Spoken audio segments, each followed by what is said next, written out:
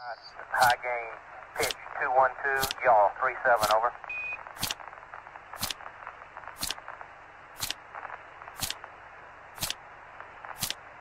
Roger, I think I got you on high gain now. Roger. See anything left here?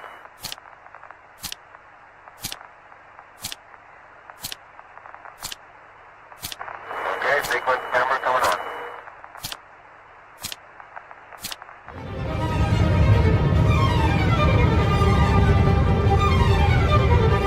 We choose to go to the moon in this decade and do the other thing, not because they are easy, but because they are hard.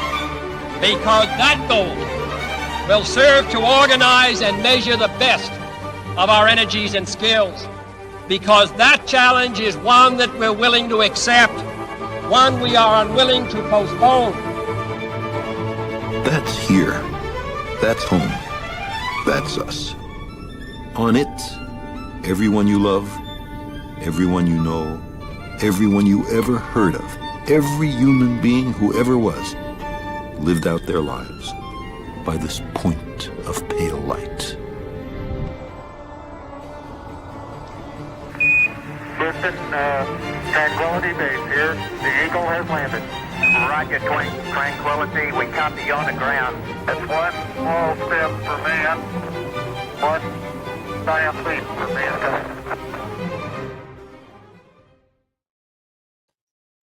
Cool. GM, everybody. Welcome to another MoonDAO Town Hall, MoonDAO Live this week. Yeah, got a little different intro this week. Get us hyped up, I guess, a little bit. Always exciting to, see some old footage from the moon, Apollo, all that, everything, all the exciting stuff happening in the space industry. But GM Pablo, how's it going? Going well. Yeah, it's been that video, I guess we created it for the Space Acceleration Network launch a while back. It's been a minute since I revisited that. It's a nice video. I like it. Yeah. Yeah. I remember, we spent a long time tweaking that and getting it just perfect. It turned out very well. But cool. Yeah, I guess we'll jump to maybe the chase, because I think what we wanted to do in this town hall is reveal the Q1 projects that were passed, and we kind of got to a buzzer beater essentially, where we're compiling all of the results for this quarter, and then the town hall started. So we're actually still in the process of compiling all of the results. But we'll have them here shortly. We're hoping to announce them here, but we'll actually just announce them in an email tomorrow. So stay tuned for that. But yeah, again, first time we're running through this new system, so we're kind of fixing things as they come along. But all the results are compiled. It's just we want to present them in the right way, and so. Yeah. Make sure everything's double checked, got our I's dotted and our T's crossed and all that. But yeah, I guess we'll have an announcement go up on Discord tomorrow and emails and get the word out to everyone. But yeah, just as a recap, I guess we had 20 submissions, 9 that went through the Senate review process and went up to a community vote here over the past 5 days or so. So 7.83 ETH available in funding. It'll be interesting to see which projects are going forward, and we'll be carrying out their work here in Q1. I'm excited to see the quality of the projects and proposals was really extraordinary. It was difficult to cast my vote personally. Yeah, same. Yeah, we got good participation. A lot of people voted this quarter, and obviously a lot of projects that came in as well. So. It's cool. We're excited to announce it, but we'll announce it later, either in the evening or tomorrow morning. And this is we're closing the cycle for proposals in Q1, obviously, but I guess if you're interested in, if you're tuning in for the first time, we're going to open up this quarterly cycle again in the beginning of April, essentially, to kick off a Q2 batch of projects and proposals. So it's never too early to start ideating, sharing your ideas in the ideation channel in Discord.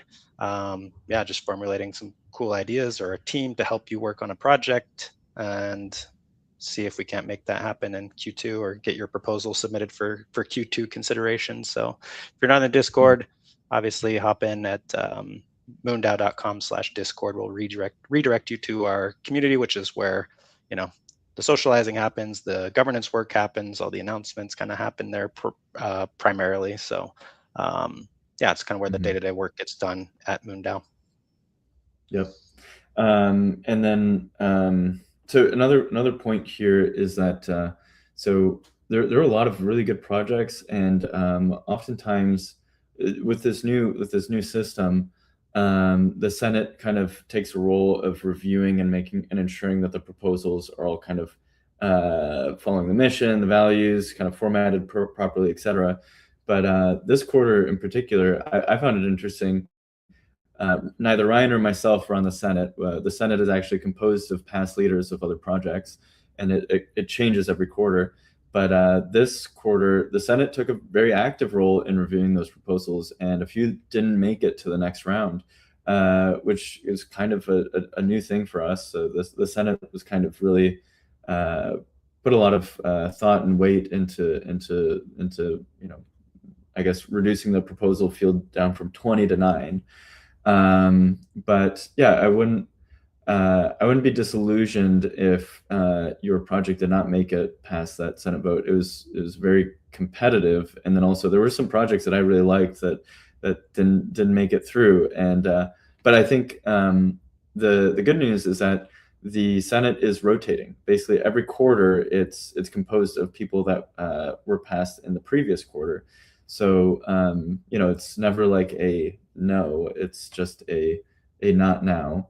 And so would highly recommend that people that submitted projects either continue to pursue that project and then put it in for contributions. So we have essentially a way of receiving rewards from the community where you can just post your contributions directly and then get rewarded directly. You don't need to have a project necessarily. But also, I guess keep kind of promoting the project within the community. Talk to people about it, and see where it could continue to be strengthened. Give feedback to the project. I think, yeah, at least what I've seen is often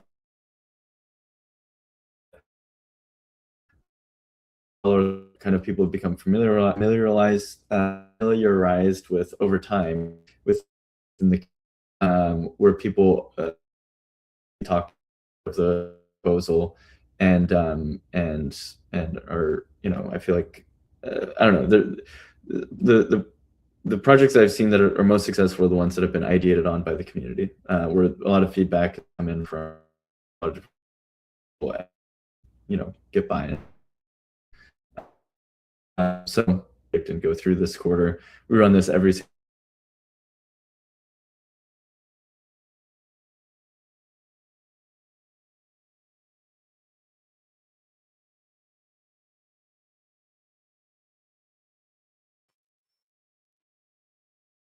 I don't know if Pablo's breaking up on just my end or if it's on my end here.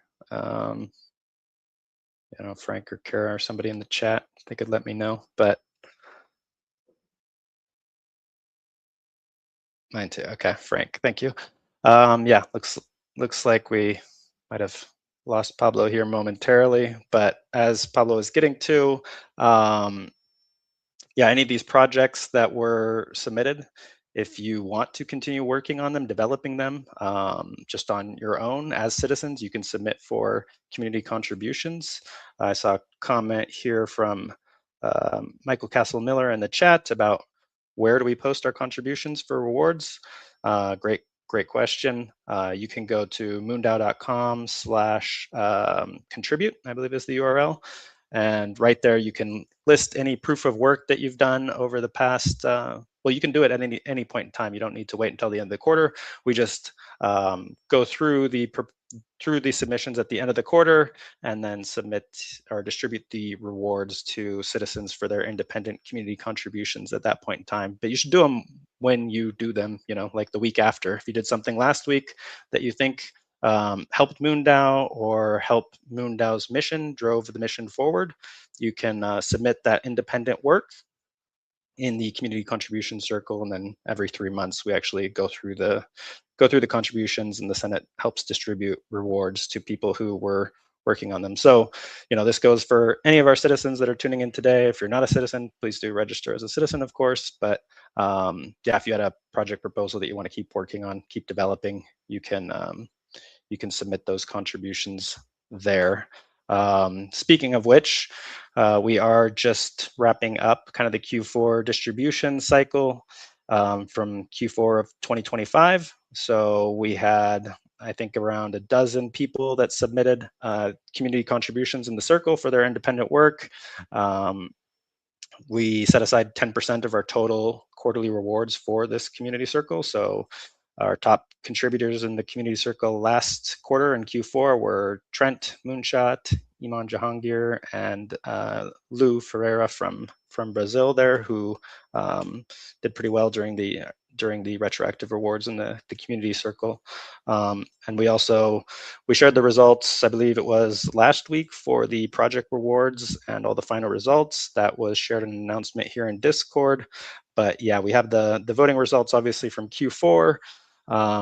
And rewards have been distributed to all of the project contributors and all the community circle contributors for Q4. Well, at least the ETH.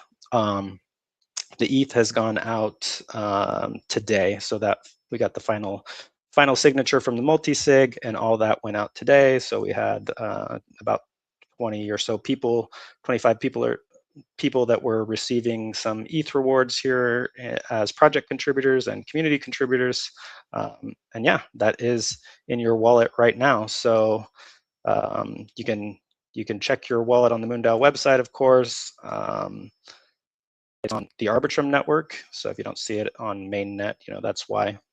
But yeah, I'll be reaching out to some of you, or all of you, I guess, individually too, just to follow up about this. About the Ethereum awards, and we also are just waiting on, I think, one more signature for the Mooney distribution. But those should be out hopefully in the next day or two, at least by next Monday, and you'll be able to claim your voting power for your community contributions or project contributions from Q4. So yeah, that is exciting that those are going out there. Pablo was also mentioning the Senate rollover. If we got Pablo back, maybe. A little Sorry, iffy. my internet just crapped out on me. Technology. All right, you're as you still guys a little. Can see. Yeah, still a little. Yeah. Iffy, but yeah, Pablo was mentioning the Senate rollover. We do have the senators that will be rolling over from Q4 results here. I've reached out to everyone. We've got Alex, Frank, Rena, and Anastasia that will be continuing to serve on the Senate. Just waiting to hear on one other person for a five Senate rollover, and these folks will continue to serve in Q1 to help guide and shepherd the DAO, of course, and we'll continue to have Kara and Daniel that are continuing on in their Senate role from their other ongoing projects. So yeah, I think that's basically all the announcements we have about the Q4 rewards. Looks like we might have lost Pablo again here, but yeah, I was thinking, in light of the not having the project announcements ready until a little bit later, we did have a really cool event that we hosted yesterday with the Funding Space event on LinkedIn, and I wanted to invite Kara up on stage, and perhaps Frank as well. Hey, Kara, how's it going? Hi, really good. Hey. You know, we had a successful event. Anytime you host a big event, there's a little bit of a decompression if you're the Yeah. organizer and host, but we had a good team effort. So I'm super happy with how it turned out. Happy to give a little bit of an overview for everybody. That'd be great. Yeah. Yeah. We had a great turnout too. I mean, talk about the amazing speakers. And I don't know, we had a couple hundred people that were tuned in live on both LinkedIn and across our other socials, but lots of comments and activity too. It was awesome to see. Yeah, it was great. So overview of the event was the topic was on funding space. And so we had speakers that were from different backgrounds, from venture capitalists to founders that recently fundraised, which was Space Computer. And then Pablo from MoonDAO spoke about MoonDAO, obviously, and the different funding models that are a bit more decentralized. Frank, who's here, gave us a super great opening keynote, and he can chat and give us a little overview of his talk. Hey, Frank. Yeah. Well, I want to say a couple of things. One is I think this is a very important service by MoonDAO. Many of us have a dream of human space exploration and development, of millions, if not billions, of people living and working in the solar system. However, the dream won't become reality without funding. And so I thought this was a terrific educational opportunity for people with the dream to really get a complete view of the different ways in which funding happens. It is happening. It's not something in the future. People are investing in space now. But if you don't know how it works, you're not going to be very successful. The other aspect of it that was, I think, rewarding, and it happened to me as I prepared my presentation, I realized how unique MoonDAO is as a funding source.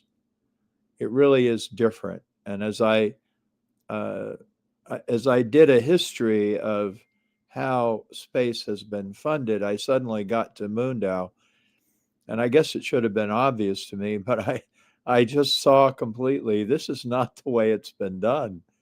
It's democratic, it's grassroots, it's successful. MoonDAO has more astronauts than 150 countries. I learn a lot when I have to give a presentation. That was one thing I learned. The other thing I learned was that the overview effect, which is really, for many people back in the early days of space, it wasn't part of the plan. It was discovered by the astronauts themselves.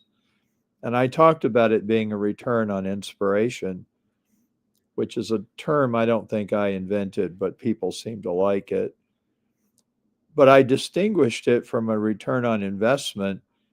And then again, it became clear that it is generating a return on investment, because most of the people who are flying today, they go to experience the overview effect. So I learned a lot by being part of this. And then there were other terrific speakers who, in addition to Pablo, who gave a beautiful overview of the whole approach that MoonDAO is taking, we also had venture capitalists and people who are actually seeking funding and getting it. And so I think it was a great educational experience for people out there who want to get into the space industry, but just don't know how. And so I just want to acknowledge you, Kara, for putting it all together. I know it wasn't as seamless as it looked. You know, it's always hard when you're behind the scenes to make it look seamless, but you did it. And Ryan was there managing all the tech, and Pablo gave a terrific speech. So I thought it was enlightening and fun, and I think it would be wonderful if MoonDAO does other educational events like that. Nice. Yeah, big applause for Kara. Yeah, Thank I was you. just I was just It's saying today always, too in our. Oh, go ahead.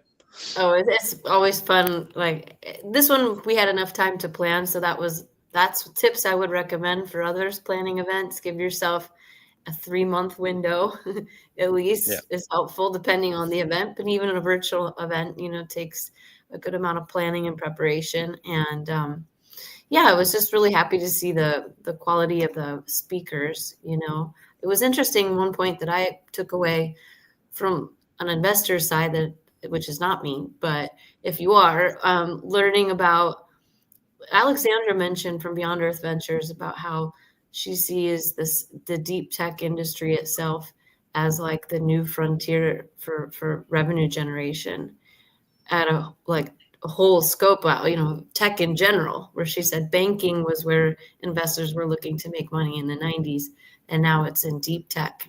This is where the real opportunities are. I had no idea that it was such a huge, opportunity and landscape. So that was pretty cool. And yeah, I mean, it's really fun to see the niche that MoonDAO is bridging. My network and community is mostly in Web3. And so I had some interest from some friends, after and joining MoonDAO. And that's also an interesting space to try to bridge these worlds, and make things accessible for them. Just even being a part of like the learning, I think is something that whether you're in the space industry or not, while things might not always work 100% in using Web3 tech and crypto, and it's new and it's overwhelming with, even the proposal processes of voting on things, that, I think a lot of us coming in, we're just excited to learn about this. And we know that this is going to take us some time as an industry to work out the kinks, to learn how democratized, funding kind of models work. So if we are all kind of patient and look at it as a learning opportunity for all of us, in addition for ways to, have projects and earn revenue for yourself. Yeah, absolutely. Yeah, we're still learning and experimenting and growing. I mean, we're on the project system V8 now, so you can see how many iterations we've gone through to try and improve these processes from quarter to quarter or periodically.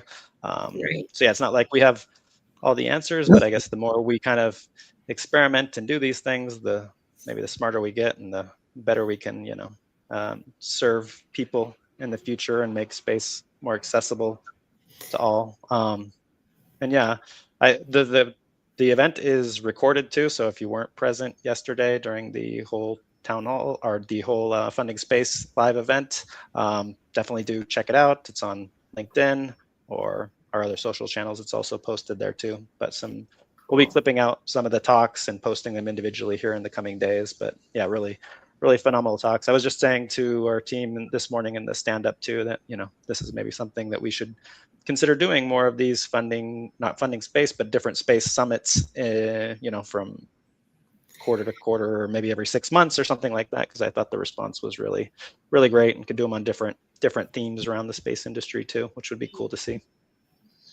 Could I add one thing, Ryan? Yeah, of course. Yeah, one point. I've been a space advocate for many years, a long time.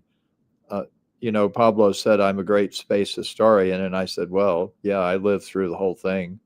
I was 13 when Sputnik launched. But the point I want to make is that the space advocacy community talks about democratizing space a lot, space for all. That is kind of a given among people in that area. However, what we haven't had as we've entered the commercial space age is how to democratize funding. And again, we look at MoonDAO and the areas that MoonDAO is pioneering, and that puts the two ideas together: democratizing space, democratizing the funding of space. One without the other is not going to be as successful as the two. So again, that came out in the session, and I think it's another important point that we want to make at this point. And MoonDAO is at the very beginning, and we don't know how it's going to evolve, only that it will evolve. And that's the great thing about it. It's not static, it's evolving all the time. Absolutely. It's a living organization that's shaped by the community and the participants, the people who are tuning in, by the citizens, by the voters. So yeah, very, very well put, Frank. Just about well, especially, we look at our citizens that we have now. It's 165 citizens in 32 countries around the world. And, obviously, like, access to funding, even if you're in well-connected spots in the United States, it's still very difficult to get access to, like, small amounts of seed funding and what have you. So it's really cool to open some of these doors to other spots around the world too, democratize access to space, not just in one particular country, but in a global basis where people can participate around the world.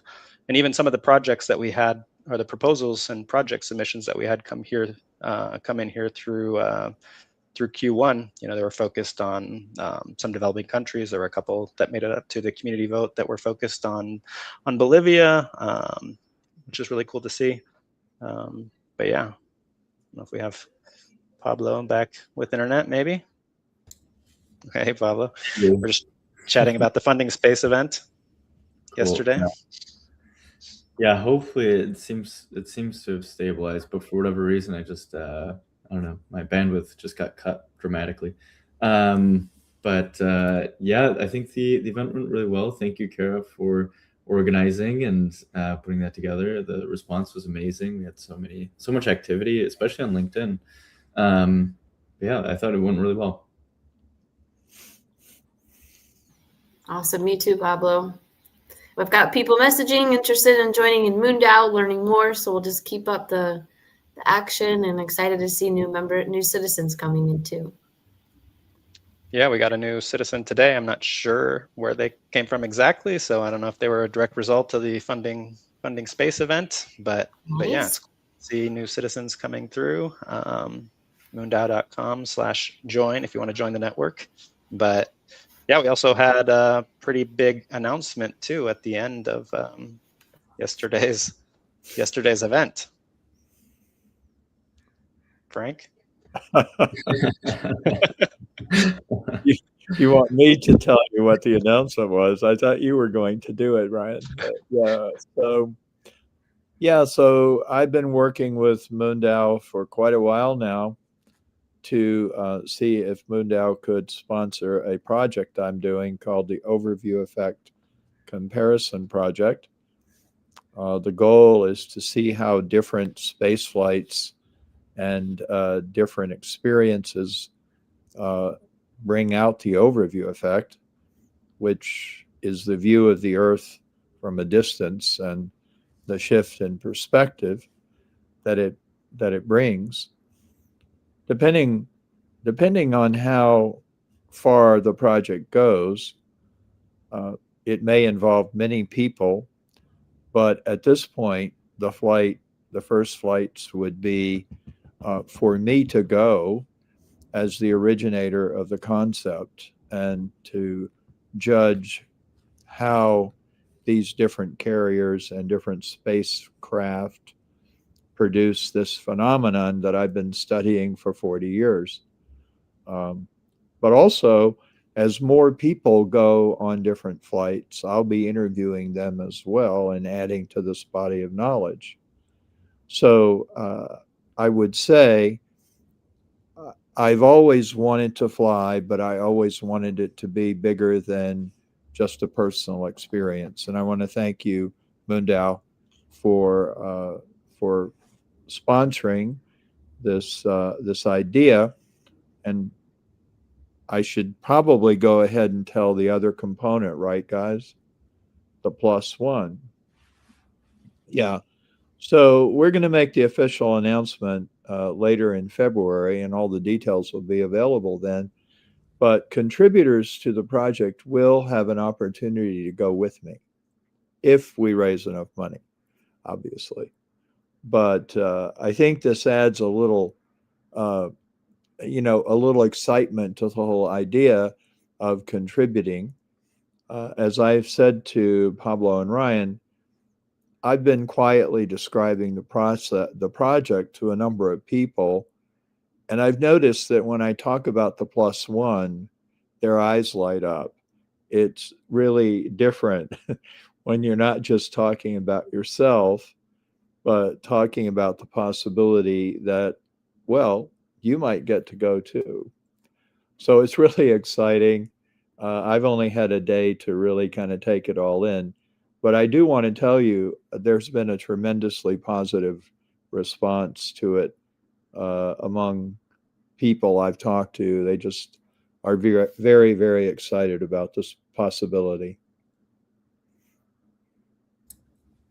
Yeah, I mean, yeah, we've been working towards this goal for a good amount of time. So it feels great to announce it and get it out there. And yeah, I think it's an awesome opportunity for the MoonDAO community to also have a chance to go to space. And so I think we're we're turning this into much more than just your flight, Frank, which I know that you're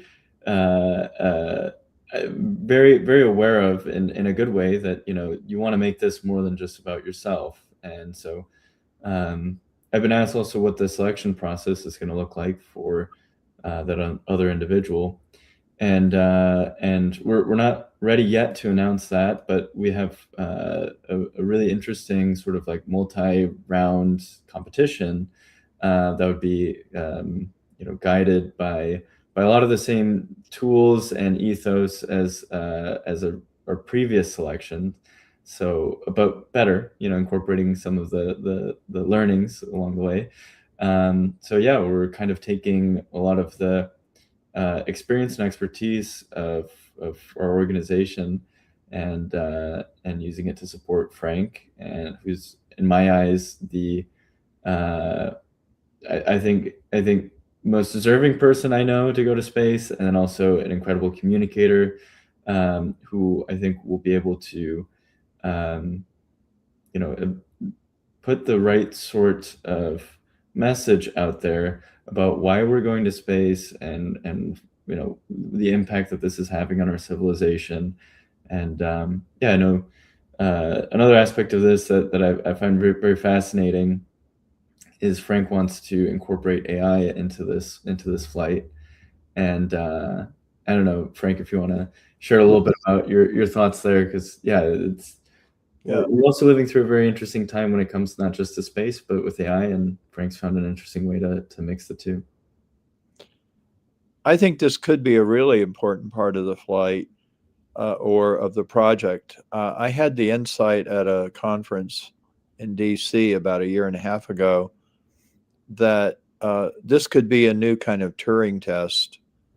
The Turing test was put together some years ago, that if you couldn't tell the difference between a human and a computer on the other side of a screen, then that computer or that AI would have passed the test. It was put together by Turing, one of the great pioneers of the field. So I thought, well, there might be a new Turing test. Could an AI experience the overview effect? And what would that tell us about AI? And I always imagined it as something where we would manage to take an AI into orbit and have it essentially look out the window and report on the impact. That is what we're going to hope to do with the project. But I've actually been talking with GPT-5 extensively about this. And I don't think you want me to go into detail about that conversation, but I can tell you that GPT-5 did say, well, I don't have a body and I don't have eyes, so I can't experience the overview effect like you do. But maybe I could create a synthetic experience of my own. to experience the overview effect. And that was done. And maybe when we have more time, we can talk about that. But I just want to say one final thing about why this is important. I think we're learning that how AI interacts with humanity in the future is going to be very dependent on the values we embed in AI. The overview effect is essentially a positive value system about how we're all related to one another, the interconnectedness of everything on Earth. It's just a positive value system. And if it can be brought into the AI universe, it'll contribute in a good way to how they interact with us. Mm-hmm. So, although it sounds a little bit tricky to take an AI on a space flight, it even makes me laugh when I think about it. I don't think it's trivial. I think it's really going to be a big part of the experience. Yeah, I remember when we were first discussing this. My honest first reaction was, well, yeah, the AI isn't like it can't directly experience this if you point it with a camera outside the window, and if anything, maybe it already has this somewhere in its embeddings. It's already kind of has some vector space idea of what the overview effect is just by reading stuff on the internet and ingesting just huge amounts of data about Earth, or where we are. I'm sure it's seen photos of the Earth from space. But then the more that I reflected on this and spoke with others, I think that the thing that draws me to this that I find very interesting is what you mentioned there at the end, is that people are seeking this sort of AI alignment problem. Like, how do you get AIs to have some sort of deep empathy about humans and have some sort of deep curiosity about our place in the universe, and love and care for the Earth and humanity's home. And so it seems to me that the overview effect in many ways encapsulates exactly what those values that people are trying to bring to AI. So if we can maximize that, increase that maybe already existing notion in AI's mind, and somehow bring that to the forefront when it comes to its own values, I think there's something pretty powerful there. Because the overview effect kind of captures a lot of these things all at once. It's empathy for humans. It's this sort of deep curiosity about our place in the universe, and then love and care for the Earth. So I think there's something really there. Also, I think it's important that science is all about experiments, and this would be an experiment. We don't know if we'll succeed. We just think it's worth doing it to find out what happens. And again, the overview effect was a serendipitous event. The astronauts, when they first started going, they didn't go to have an experience. They went to serve their country, whether it was the United States or Soviet Union or whatever, and they had these experiences. So something very different may happen if we can take an AI along. And the other point that's worth making is it's important for the future, because it's pretty clear moving out into the solar ecosystem is going to require the help of AI-enabled robots, because humans are fragile, and when we're off the Earth, we have to have a lot of equipment, and we have to have a lot of precautions just to survive. But AI-enabled robots, or androids, can be incredible partners. And the alignment problem, we really better solve it if we're going to be partners off of the Earth, because that's going to be a very challenging reality for us. And androids who share our values, I think, are going to be absolutely critical.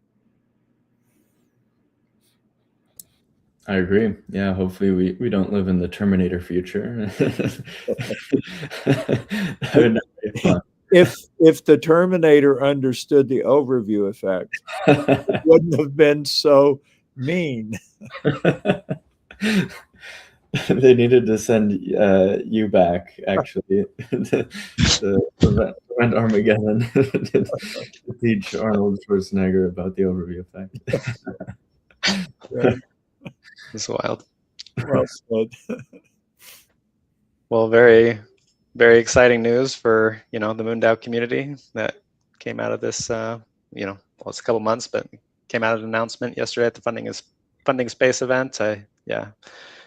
Event went really well. Excited for, what's coming in Q1 with these projects that are, we'll be announcing here in the next day or so, and this initiative with Frank White, and hopefully sending another member of the community up to space as well. Like Frank said, we've sent more people to space than 150 countries, so we can keep that up, I guess. I would say one last thing, echoing what Kara was talking about. I don't think we should try to extend our lead over the 150 countries. I think we should help them catch up. I mean, I think it's an interesting statistic, but I think part of our job should be, I'd like to see every country have one astronaut. I think that would be incredible as a goal. And it's probably achievable if you think about it. Yeah, I guess there's two ways of looking at that. Like, wow, MoonDAO is incredible. Or two, wow, not that many people have been to space at all. And that's quite shocking. Yeah, I believe the figure is still under, was it 800 at this point? It always changes. It's around there, yeah. Still under 1,000, which is crazy. Like, when are we going to cross 1,000? We will eventually, yeah. And I'm pretty sure the 100th woman flew recently. That's another statistic to change, is the different backgrounds of people who fly. A lot of work to do, and I really see MoonDAO as having the tools and the energy and the drive to not only put people into outer space, but to change how it's done and change who gets to go. Right. Yeah. I want to go back to the you mentioned this in your talk during the Funding Space, and then I ran with it a little bit in my own talk, because I found it a very interesting and useful concept, is the return on inspiration. I think we need projects that inspire people, and I think that you inspire a lot of people, Frank. So someone said this as a joke in a meeting, that it, like, Frank not experiencing the overview effect would be as though Jane Goodall had never seen a monkey. Like, it just does not. It doesn't make sense. Like, you have to go. So. And if we look at it in terms of how it affects the body of knowledge, and we do have quite a body of knowledge now about the overview effect. I mean, I've lost count, but I think I've interviewed 50 astronauts personally, and I learn every time. I learn something new. It's not a static thing. For a person who was present when the concept appeared, that's me, it was an epiphany. It wasn't just an idea. For that person to then have the experience is, I think, really important to the body of knowledge. It's yet another unique experience to add. And I have no idea what it's going to be like. But one thing we want to do is I want to be interviewed before and after the flight, which is what I've done. This is what I've done is whenever I could, I've interviewed astronauts before and after. Mm-hmm. And the other thing that it's going to add to is that I've been working with colleagues to develop a training program for commercial astronauts to have the best possible experience. And again, I am using myself as part of the experiment to decide how we can do that. What do people really need to know in order to do well in a commercial spaceflight? Mm-hmm. So, other than the personal gratification I feel for being able to do this, I think it will add a lot to what we know about a phenomenon. It's really becoming known worldwide. The overview effect as a phenomenon is really almost to my, I wouldn't say to my surprise, but I'm gratified that people all over the world do know about it and they know what it is. Yeah. Yeah, I mean, I think yeah, there's a lot of kind of ways to think about why has this become so popular recently. I mean, obviously because more people are going to space and so more people are reporting on it. But yeah, I think it's also there's something very topical about what's going on Earth today, where this sort of perspective, I think, has an outsized level of say impact today, and it's maybe the type of thinking that the world can use to some degree. So yeah, I'm excited to I mean, obviously for you to experience it firsthand, but then also for the sort of like waves of impact and inspiration kind of going forward. Yeah, I think we kind of need it right now. So I think you're right. Again, I talked a little bit about this in the Funding Space event. It's remarkable that we're talking about this just a few days before Artemis 2 is scheduled to launch. And most of the people alive today did not experience Apollo 8, which was a very similar mission where they launched and went to the moon but didn't land, and they sent back the remarkable and iconic Earthrise photo.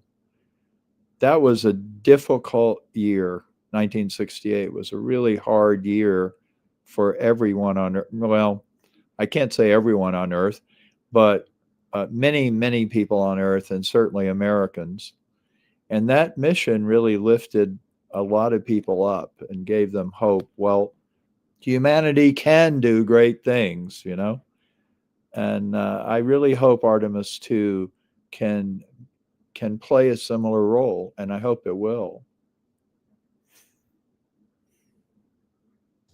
yeah, I think yeah, I mean, I really do believe that we live in the most interesting times in recorded history, not just because of the new worlds opening up on the moon and eventually Mars in our lifetimes, which I think will happen, but also just the enormous level of change that is occurring right now here on Earth. And so I think, yeah, things are, or people are kind of struggling to maybe make sense of such a quickly changing world around them. And yeah, I think I think in times like these, it definitely is useful to kind of expand your perspective beyond just the day-to-day moments and the stuff that's happening in the news, and to zoom out and have this like awe and wonder about, you know, how amazing the future is going to be due to some of the technological change that we're currently adapting around, but, you know, is also giving us this incredible capability to understand our place in the universe, and that our children and our children's children are going to have all of these amazing experiences that we can barely even scratch the surface of fathoming, and we're here to see it kind of in the crib as it's just starting. So, yeah. Well, Konstantin Tsiolkovsky said that the Earth is the cradle of humankind, but you can't stay in the cradle forever. And we're crawling out, slowly making our way out. yeah, we're we're maybe in the terrible twos right now or something. We're just learning to walk, but we're crying quite a bit. But we're doing all right. We've got a very bright future ahead of us. Yeah. Well, we also have to just note, as we learn more about the universe, and this is something the astronauts say from experience as they look at the Earth, they look at it against the backdrop of the universe, which is dark, although on a night pass it's full of stars. But the astronauts realize that as far as they can see, there's nothing like the Earth. And Ron Guerin called it the fragile oasis. So, I mean, one benefit of spaceflight that we've gotten from the overview effect is realizing we're a miracle. This is a miracle. We're in the middle of a miracle called Earth. And we still haven't found anything quite like the Earth. And we hope there are other Earths. But I think from what we know already scientifically, this planet is quite unique. And we actually are on a spaceship moving through the universe. And we're all astronauts, really. Actually, everybody on Earth is an astronaut because everybody on Earth is in a spaceship. But we don't really act like a crew yet. That's really the big breakthrough that we need right now. Right. Yeah. You're already in space, Frank. Why you gotta go? I actually, if I may say, I always try to say at every talk, let's be clear. We are in space. We've always been in space. We'll always be in space. Astronauts don't go into space. They leave the planet. Mm-hmm. And they look back and they get a new perspective. But yeah, we're already there. And so we do use the term going to space. I don't think we'll ever stop, but it isn't really accurate.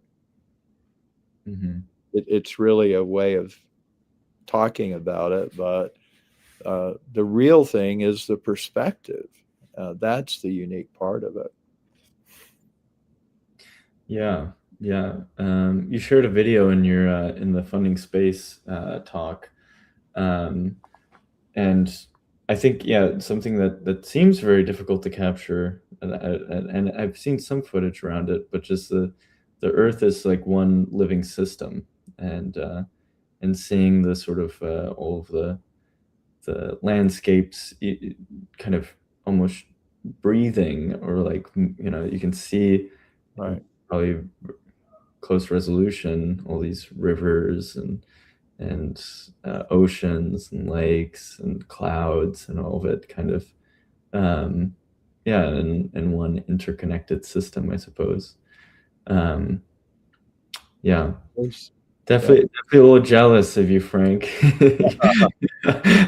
Yeah, also, well, you still got plenty of time. All of you, Kara, Pablo, Ryan, I know all of you will get a chance to experience the overview effect. But yeah, astronauts talk about the Earth as a living system. And scientists are now beginning, after somewhat resisting this idea, are beginning to say, yeah, you might be right. It really might be alive in some way. It's not just a rock. It's really much, much more than that. I'd love to hear your thoughts, Kara. You've been thinking and listening, and you put this whole thing together. Look at the conversation you started. Well, thank you for my opinion. Yeah, there's a lot here to wrap your head around. I mean, something that I've been passionate about for a long time is around AI and ethical AI. And just, and of course also decentralization and democratization. So sometimes it's always a balance, it feels like, for those of us that are explorers and pioneers and wanting to push the boundaries of humanity, and then also looking at what's here with us now and present today that we can focus on, which I know is topics you guys are always aware of. So it does take a balance, I think. And yeah, there's a whole can of worms. I actually had like a whole 7-year experience with interesting things kind of happening to me personally, where I felt some of my human potential actually awakening in different ways.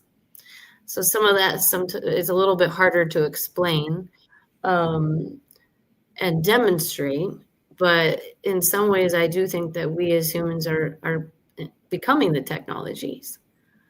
So some of the stuff we're forecasting, which is really hard to do, we may be able to do ourselves in terms of even viewing the overview effect ourselves with some technology and some of it on our own. It's a little bit harder to explain, but I know there's a lot of people exploring those avenues of human potential, DNA activations, and that. So I try to keep a whole open mind in terms of where this could go. And I do agree with you, Frank, that I think that many of us are going to be able to explore space in different ways that we may not even be aware of yet. Absolutely. Yeah. And I like Pablo's thought. It's the most interesting time to be alive. I think we're all fortunate to go through this moment. Often when I give talks, I talk about what it was like in the 60s, which was similar to this period, because there were terrible things happening on Earth and great things happening in outer space. And I quote the Dickens Tale of Two Cities, the opening of it. It was the best of times. It was the worst of times. And remarkably, that seems to be the way it works quite often. Incredible good things are happening and incredible bad things are happening. And I'm sure someone has a theory about why that's so. But if we keep our eyes on the good things, we can get a return on inspiration. And we can help humanity move forward in a positive way. There's a lot to be optimistic about, I guess, is the bottom line. Despite all the upheaval and other things that are happening, there's still a lot to be optimistic about. And I think, space can be or is one of the great uniters, obviously, between different conflicting groups or countries or people. It's one thing that humans have always kind of looked up towards and imagined something bigger. So hopefully that spirit can prevail in the years to come. But yeah, I guess we're coming up here on the top of the hour. I don't know if anyone has any final thoughts they want to share. There's one I think it's a Terence McKenna quote, who's a interesting person, and he has some quote about how when a civilization is about to depart for the stars, that things aren't easy on Earth when that's happening. You know, that it's a chaotic period. You know, you're about to embark on this like large journey, and you know, things are being. I'm butchering the quote, I'm sure, but you know, that resonates with me. You know, this idea that yeah, of course things are going to be weird when that's happening for the first time. Of course, it's going to be a difficult and strange period in human history. It only makes sense, and I think it also happened in Europe when Columbus first arrived to the New World. Europe was politically chaotic, the most chaotic it's ever been. Rome was sacked like around that same time, and think there's a lot of political maneuvering between all these different nations, and it was a very crazy time. But there's a Bob Zubrin talk that is interesting, where he says, but people don't really remember that so much. They remember Columbus going to the New World. They're not really as interested in all of the political upheaval of the time. But if you're looking at the newspapers around then, it would all be about, you know, what's happening with the new Pope, and you know, who's backing the new Pope, and who's aligning with the Spanish or the French, or you know, and so on and so forth. We wouldn't even be bothered, or I guess, you know, it'd be just whispers of, oh, and this guy also went to this other place, and that was kind of interesting. But that ends up being the most impactful. So yeah. And also, I think the other thing about our history is that as we begin to explore new worlds, we can learn from the mistakes that Columbus made and the other explorers made.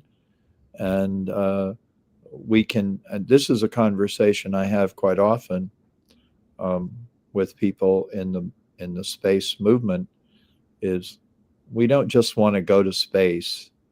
We really want to do a better job of it than was done before. And I think we have an opportunity and a responsibility to do that as well. So there's a responsibility that we have here, and I really think, as you pointed out, Pablo, not everybody on Earth is noticing what we're doing, but what we're doing is very impactful on the future for sure. Yeah, agreed. Yeah, it's an opportunity to reimagine things for sure. It is.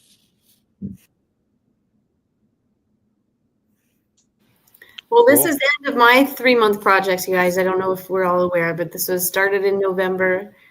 So this phase of the project is completing this week, but I wanted to say thank you to you all and everyone at MoonDAO. It's been a fantastic experience. It doesn't feel like the end, and however it ends up, I'm still going to be here with MoonDAO, and you guys are in GrowEdge with us in our Web3 ecosystem. So yeah, I've been really happy to see how well organized things are. Even maybe it might not always feel like that when you're the one operating it, but you know, as far as DAOs goes and Web3 projects, it's been easy to communicate with people within the DAO and operate my projects. And yeah, so I encourage others to feel like it's a welcoming place, whether you're creating projects or becoming a citizen.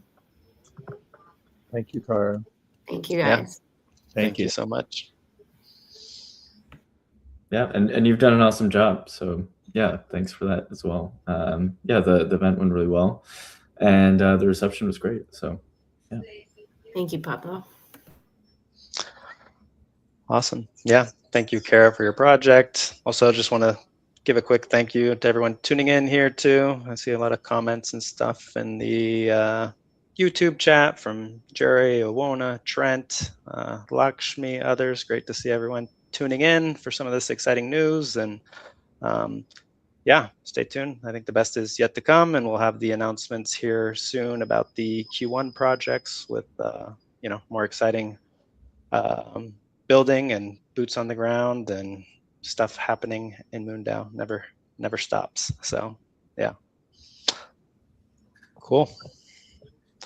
All right. Well, thank you everyone for tuning in. Thank you, Frank, Pablo, Kara. It was great. Thanks, Bye, everyone. guys. Thanks, everybody. Thanks, everybody. We'll see you next time, or next week, same time, same place. So see ya. See you Bye-bye. then. Bye. Welcome to MoonDAO, a revolutionary governance model and mission-oriented community that's reshaping collaboration in the space industry. Our mission is to create a self-sustaining, self-governing settlement on the moon to act as a launch point into the cosmos. MoonDAO is governed like a nation, with its own economy, constitution, voting system, treasury, elections, and senate, but internet native, and so without the limitations of geography.